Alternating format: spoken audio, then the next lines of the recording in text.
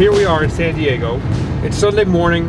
We didn't have any leads for this morning, so we got on Craigslist, and now we're heading towards a gentleman who on Craigslist had a whole bunch of cars, Cougars and Montegos and Torinos, Ford products. Come and join us. We'll see what we can find in this guy's yard.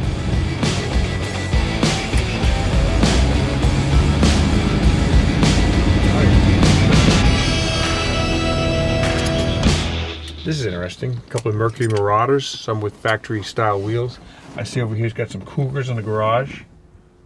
An early one, like a 67, 68, and a later one, probably a 69 next to it. And orange trees, which is appropriate for Southern California. Are you Alex? That's me. All right. I'm the guy that called Tom Cotter. Nice to meet you. How are you? This morning, it's a Sunday morning, and it's not a good day to go barn find hunting, so we had the idea of trying to go where everybody else goes these days, Craigslist. And we found a guy, Alex Tekesian, that had a whole bunch of Fords and Mercurys advertised. I said, well, let's give him a call. We'll wait until 9 o'clock. Well, here we are just after 10 o'clock on Sunday morning, and we're surrounded by what I'm told are dozens of old Fords. So are you a Cougar enthusiast? I mean, I see a few of them around here. Cougars everywhere. I try to, most of them are a little more unusual. Like that's a GT 390 car right there. I call the guy up from a payphone. It was advertised as like 68 Cougar, $1,000 or something like that. I'm not gonna call him. And the guy didn't bother to put in the ad, otherwise he probably would have inundated. Blah. Oh yeah, the 390 GT motor sitting in the trunk. He didn't tell him. He didn't nowhere in the ad that he put in there it was a GT, which makes it, instead of, it's like, all right. So, I mean, these cars are pretty solid, I'd say. Holy man. I would pick from the best of the best. I mean, for every car you see here and there, I probably turn down, 10, Is that a Cale Yarborough car or something? Yep. It is? Huh? Wow.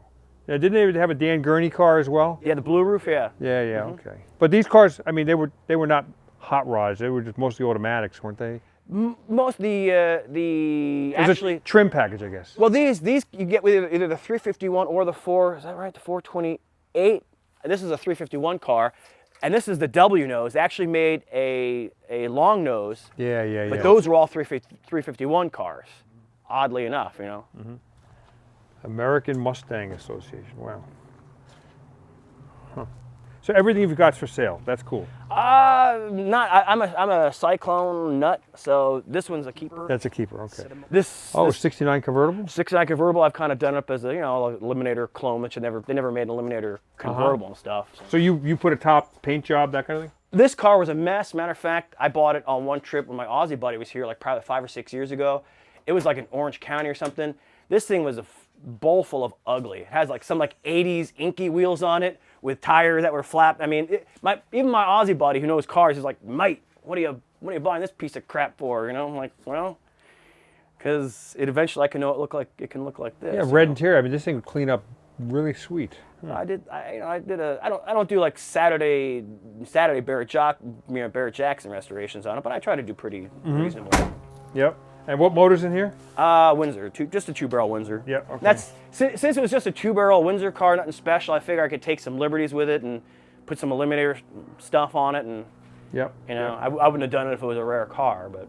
So that's a 69. This is a 68. 68, and this is a factory 4-speed car. Oh, really rare.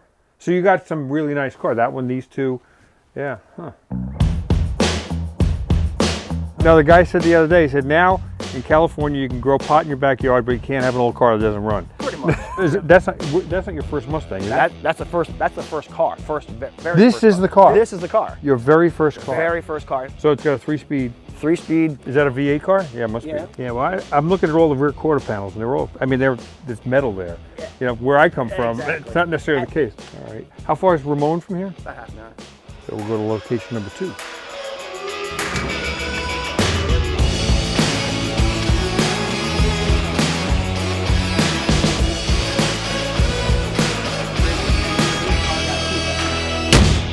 So we're at Alex's second location in Ramona, California.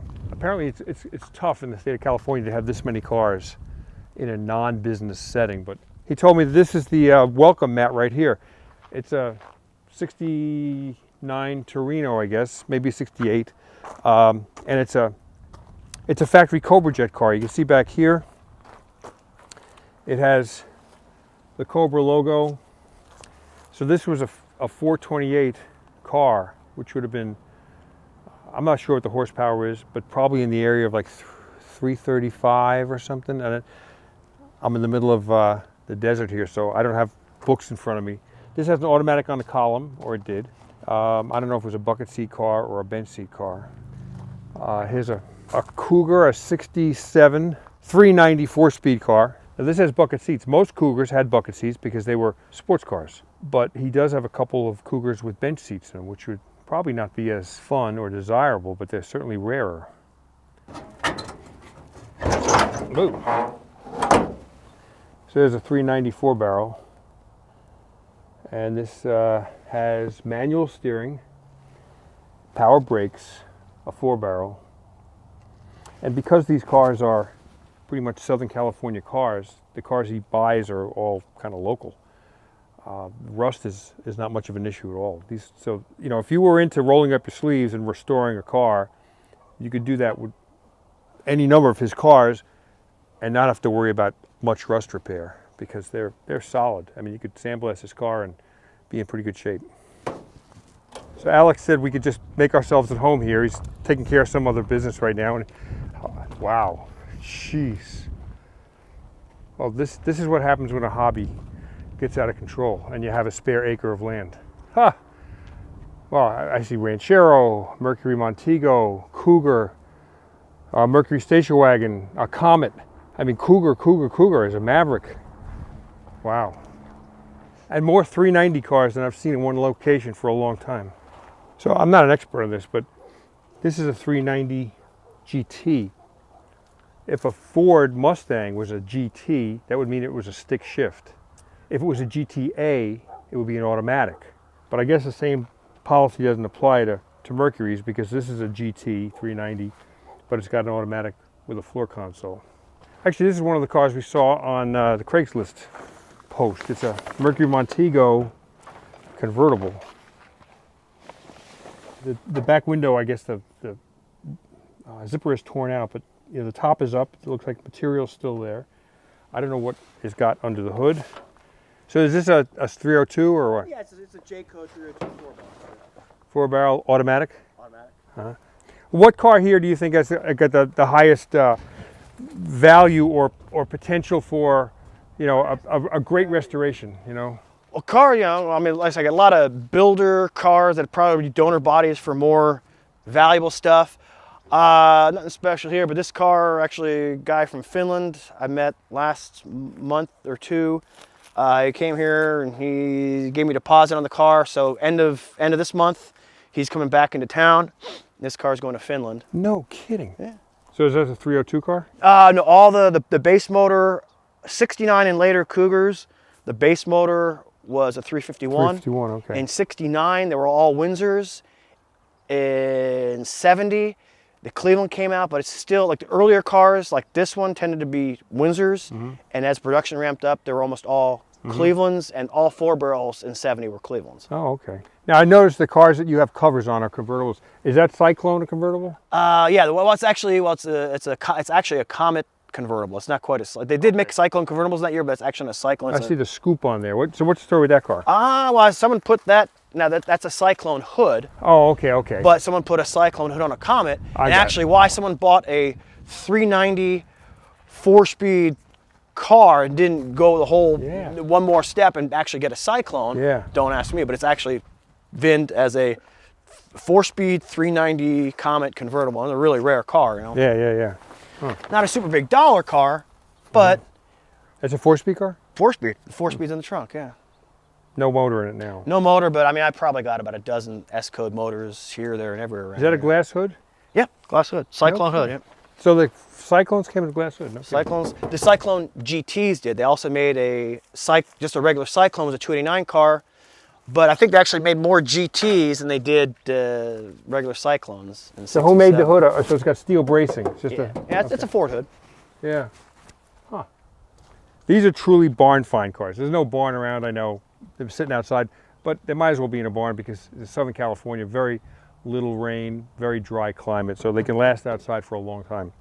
But they're all interesting, and these would be great starting points for a restoration. There's a 65 Fairlane 500 two-door hardtop, and that's a 289 4-speed car. So that's an unusual car. Here is a 63 Mercury two-door hardtop V8 4-speed car. There's the 4-speed shifter right there. The shift knob still on it. A real rare car. And here's a 68 Ford Torino fastback 390 factory 4-speed car. I mean, in a row, get 3 unusual cars, all from the same manufacturer. Over here, in the weeds, 68 Ford Torino 390 4-speed car. It's got the hood scoop, it's got hood pins, I guess they were added in. But this thing is all together still. And because it's been out here in the dry climate, you know, it's got some surface rust. But this is a solid car with solid floors, and it's complete. He won't strip this one out. So whoever bought this car would not have a very difficult time restoring it because it's solid and it's complete. Okay, so this is a Cougar Eliminator. It's a 351 car. So it's got the hood scoop, and this one actually is functional. There's actually a hole in that hood underneath there. Most Cougars had replica hood scoops. There was no hole to feed cool air into the carburetor.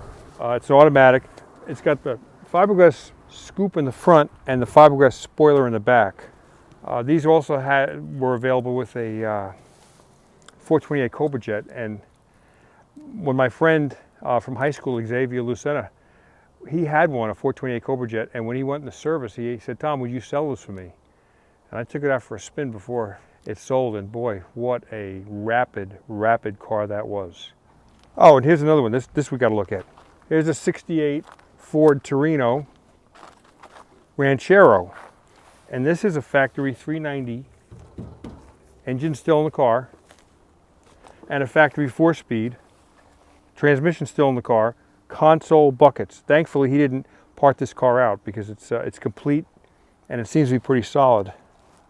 And you know, I seem to see more Rancheros and El Caminos in California than I see anywhere around the country. It was probably a market that this car was designed to, and son of a gun, they're still around 50 years later. Surfers, contractors. It's just it is what it was meant to be. It was a car and it was a truck. Some people hate them. I think they're pretty cool. Well, this didn't turn out to be a bad Sunday morning visit.